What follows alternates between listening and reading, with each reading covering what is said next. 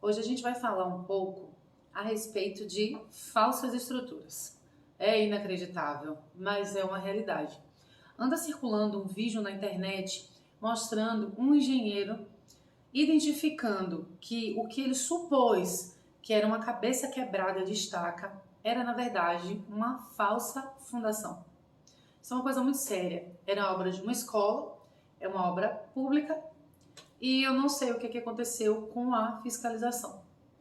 Mas, infelizmente, isso acontece muitas vezes. Então, eu vou trazer primeiro o vídeo que está circulando na internet, não sei qual é a empresa de engenharia, nem a que executou, nem essa que identificou a falha. E logo depois eu vou trazer alguns casos reais de laudos que eu já fiz também a respeito de falsas estruturas, para que você fique atento quando você for fazer um acompanhamento ou uma fiscalização de obra. Vai. Se juntar 3 caras aí, tira ela do lugar. Condição de estaca que teria que ter 15 metros de profundidade, de 40 a 15 metros de profundidade.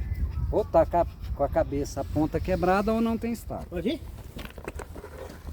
Contraprova de estaca. Muito bom, menino. É exatamente assim que se faz. Você só errou um pouquinho, né? É. Você errou aí por uns Ainda 30 fui muito centímetros. otimista. Cara, Então, como você viu, aquela fundação ela deveria ter de 11 a 15 metros, só que só executaram a parte rasa, o suficiente para enganar quem fosse olhar ela pronta, quando na verdade ela deveria ter de 11 a 15 metros de profundidade. Como você pode perceber, foi uma enganação de fundação, uma irresponsabilidade, algo criminoso. Era obra de uma escola. Certamente, se ela fosse executada, ela viria abaixo, porque uma falsa estaca não vai suportar a carga de uma estaca. Uma fundação profunda, ela suporta uma carga mais elevada do que uma fundação rasa, né? E você toma partido dela também quando você tem um solo que não suporta, né, aquele carregamento, um solo mole também. Então, quem tomou partido, o projetista que tomou partido, ele tinha um motivo para tomar partido da estaca.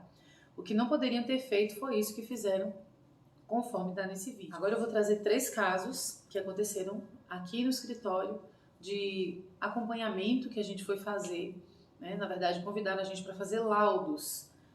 E no momento de fazer o laudo, a gente também identificou falsas estruturas. Um caso é uma falsa piscina numa escola pública, executaram uma falsa piscina. O caso número 2 é o de falsos pilares. A escola, inclusive, teve o desabamento parcial, podendo ter matado crianças, só que aconteceu à noite. Então, graças a Deus, à noite e madrugada, né? Graças a Deus ninguém se machucou, mas eram falsos pilares. E o terceiro caso é o da inexistência de fundações, como foi o caso da falsa estaca que você acabou de ver. Então, pessoal, conforme eu prometi, aqui é o caso da falsa piscina. Aparecia uma fissura enorme na piscina de uma escola, a piscina novinha. Então me chamaram para verificar o que foi que houve. Eu fui lá e o que eu encontrei foi isso aqui. Vou mostrar nesse vídeo que eu fiz lá no dia. Pertinho do lugar. Coloca a mão aí.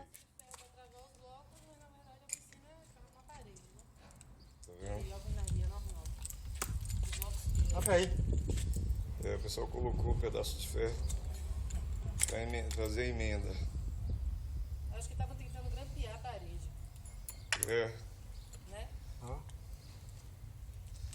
Beleza. A parede é uma parede, não é uma piscina.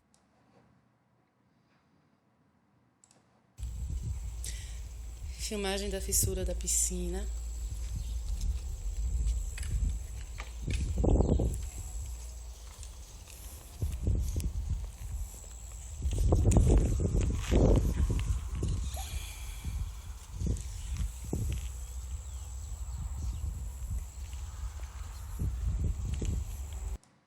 Eu não sei de que forma estavam pretendendo esconder isso. É inacreditável mesmo. Então, esse foi o vídeo 1. Vou mostrar aqui o outro vídeo. Já tá gravando. Olha só o fundo da piscina. Bote a mão, coloque a mão no buraco. Sendo a mão na fissura. Para vocês terem noção de que nem mesmo no fundo da piscina eles se dignaram a colocar aço. Então jogaram uma camada de concreto e, além da camada de concreto no fundo da piscina, subiram paredes de bloco singelo. Então, quando encheu a piscina puff, começou a rachar inteira. Então, esse é o primeiro caso, que é o caso da falsa piscina.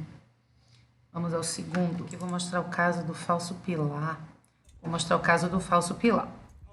Essa parte do vídeo é interessante, porque eu comecei a desconfiar daquelas estruturas por causa disso aqui. Deixa eu voltar só um pouquinho o vídeo para ver se vocês identificam. Tá vendo aqui? Essa madeira encaixada. Digo, cara, isso aqui não é concreto. Então eu comecei a desconfiar de que toda a estrutura não era de concreto. E pedi para quebrarem um pouco o lado de fora. Aí foi interessante a reação de um dos responsáveis me acompanhando, né? Ele não queria que quebrasse.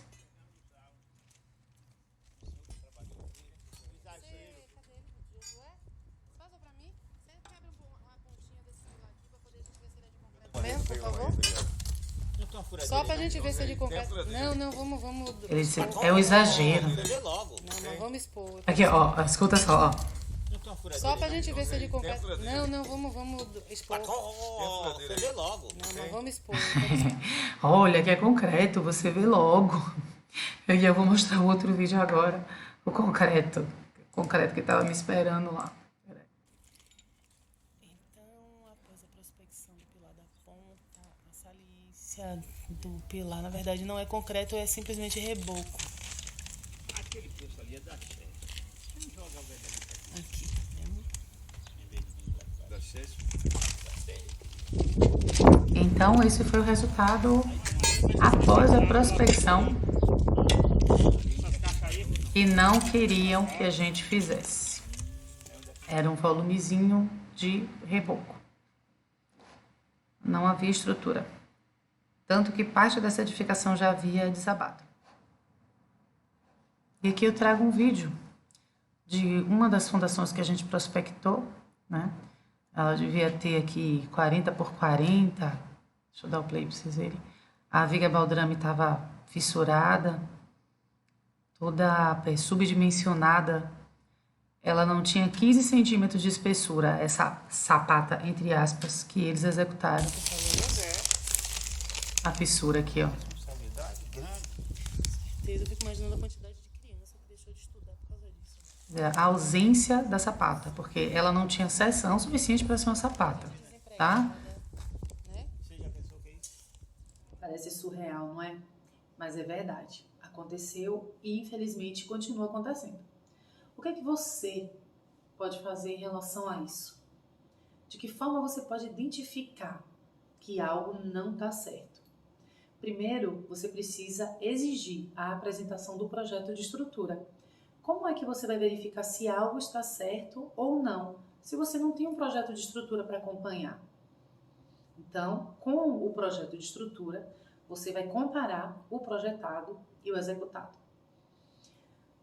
Dentro dessa questão do projeto de estrutura, a gente precisa ter muita atenção, principalmente quando fiscaliza uma obra, porque obra particular, vou dar um exemplo. Às vezes o empreiteiro, ele faz assim, não, eu troquei e ficou melhor. Melhor para quem? Essa é a pergunta. No geral, eles trocam o que é melhor para eles. Vai gastar menos ferro, vai fazer mais rápido, não importa as consequências, desde que fique melhor para o bolso dele. Então a gente não pode admitir nenhum tipo de mudança sem que o projetista tenha sido consultado a respeito da mudança. Isso é um ponto muito importante. Então, acompanhar o projeto estrutural, verificar se as mudanças que ocorreram na obra foram aprovadas pelo calculista, registrar qualquer tipo de anomalia identificada. Se você verificou que não foi executado conforme o projeto, que não existe registro dessas mudanças, das aprovações, você precisa se prevenir, se proteger e fazer um registro por e-mail, por WhatsApp, qualquer coisa que lhe cubra, porque você pode também, no caso de vir acontecer algum tipo de sinistro, a ser acusado de participação naquilo, porque você olhou, mas você não registrou, você não fez a denúncia a respeito do... Ainda em tempo, tem um caso de um cliente que ele me ligou de São Paulo mandando mudar o laudo. Ele fez, você tem que mudar o laudo. Eu digo, por que eu tenho que mudar o laudo? Porque eu não tenho condição de demolir esse prédio agora. Porque, na minha avaliação, o prédio era um cadáver estrutural. Vou ver se eu consigo algumas imagens para botar aqui.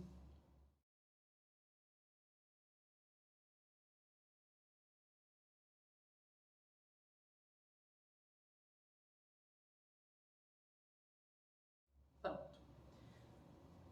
Aquilo era um perigo e tinha operários andando por cima. Sendo muito franca, dos anos que eu tenho de engenharia, foi a primeira vez que eu tive medo de morrer numa obra, foi naquele dia, de tão crítica que era a estrutura. Foi apavorante, a verdade é essa. Então eu condenei o prédio, disse que tinha que ter uma demolição imediata, mas estava contra a política de quem estava na direção daquela empresa. Então me ligaram e queriam me obrigar a mudar o laudo, e obviamente eu não mudei o laudo. Então, pessoal, a estrutura que eu falei, que foi a única vez, não, primeira vez, que eu tive medo de morrer no meio de uma vistoria, foi essa aqui. Vou mostrar esse vídeo para vocês.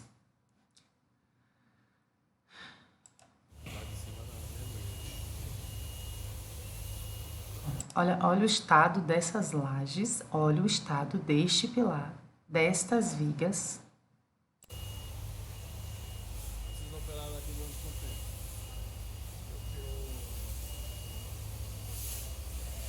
Eu vou mostrar umas fotos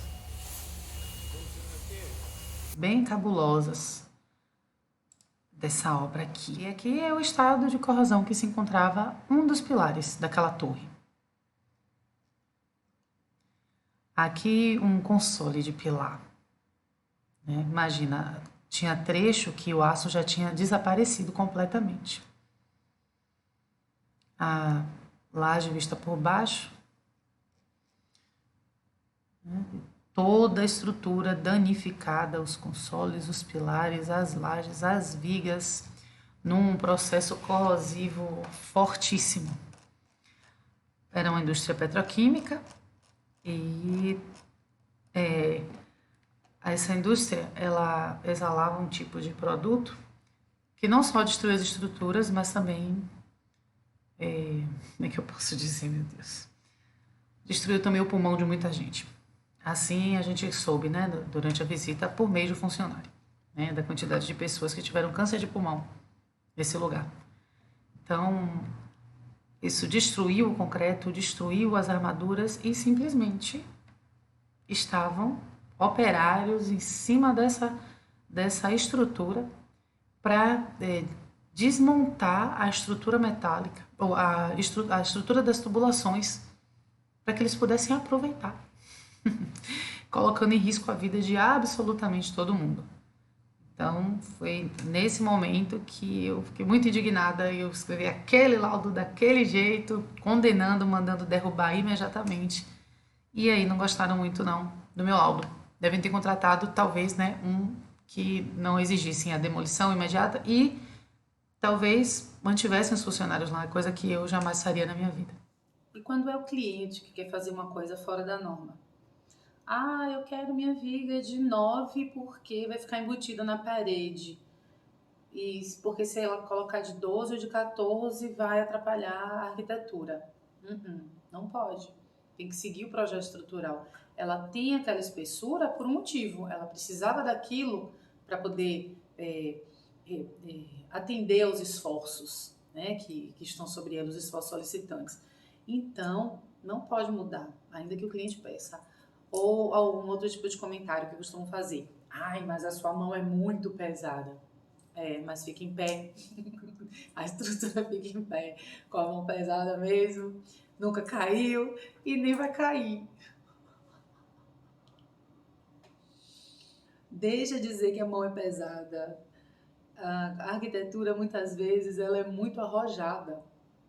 Então, ela demanda peças que realmente deixam uma estrutura que não fica uma estrutura convencional. Quem define isso é o calculista. E o cálculo, ele precisa ser respeitado, né? Assim como a arquitetura tem que ser respeitada, o cálculo também precisa ser respeitado. Então, você, arquiteto, quando faz as suas visitas na obra, peja a planta de estrutura para dar uma olhada. Quando você for fazer sua fiscalização, seu acompanhamento, verifica se estão seguindo. Não é simplesmente a gente vai numa obra e vê que embutiram o pilar com a tábua na parede. Ah, tá certo, é bom que não vai ficar aparecendo. Não, tá colocando em risco, na verdade, a estabilidade da edificação, né? E cabe a gente, como profissional, denunciar, registrar esse tipo de situação. Porque depois, quando vier a fissura, aí vão se procurar os culpados, né?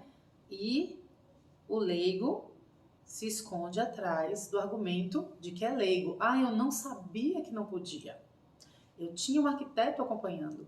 Eu tinha um engenheiro acompanhando. Por que eles permitiram que isso acontecesse?